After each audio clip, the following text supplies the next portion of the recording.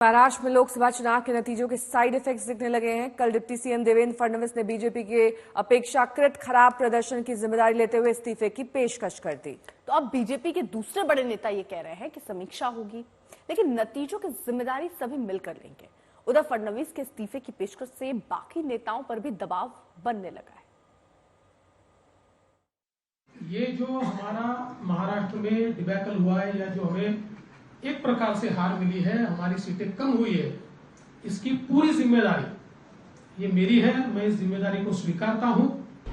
बैठक में पार्टी के खराब प्रदर्शन पर चर्चा करने के बाद महाराष्ट्र के डिप्टी सीएम देवेंद्र फडणवीस ने इमोशनल दांव खेला और केंद्रीय नेतृत्व से सरकार की जिम्मेदारियों से मुक्त करने की अपील कर डाली। ये जो हमारा महाराष्ट्र में डिबैकल हुआ है, या जो हमें एक प्रकार से हार मिली है, हमारी सीटें कम हुई है, इसकी पूरी जिम्मेदारी ये मेरी है। मैं इस जिम्मेदारी को स्वीकारता हूं।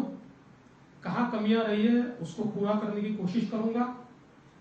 मैं भागने वाला आदमी तो हूं नहीं, और जोरों से मैदान में उतरूंगा और हमारी पूरी पार्टी को साथ में लेकर हम लोग वापस नई स्ट्रैटेजी तैयार करेंगे, और नई स्ट्रैटेजी तैयार करके हम लोग जनता के बीच जाएंगे।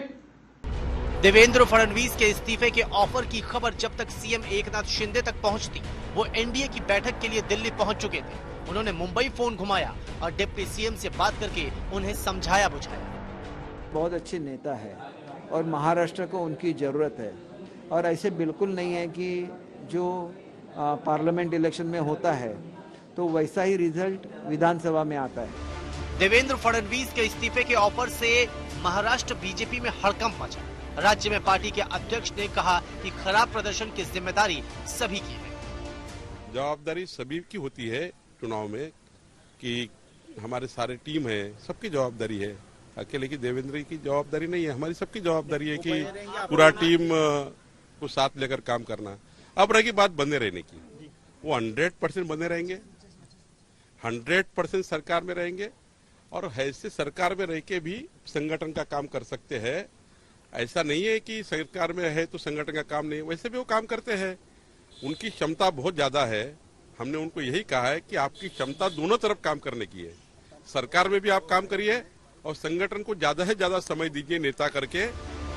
बीजेपी मान रही है कि गलतियां हुई, लेकिन देखने वाली बात होगी कि पार्टी उन गलतियों के लिए किसे जिम्मेदार मानती है।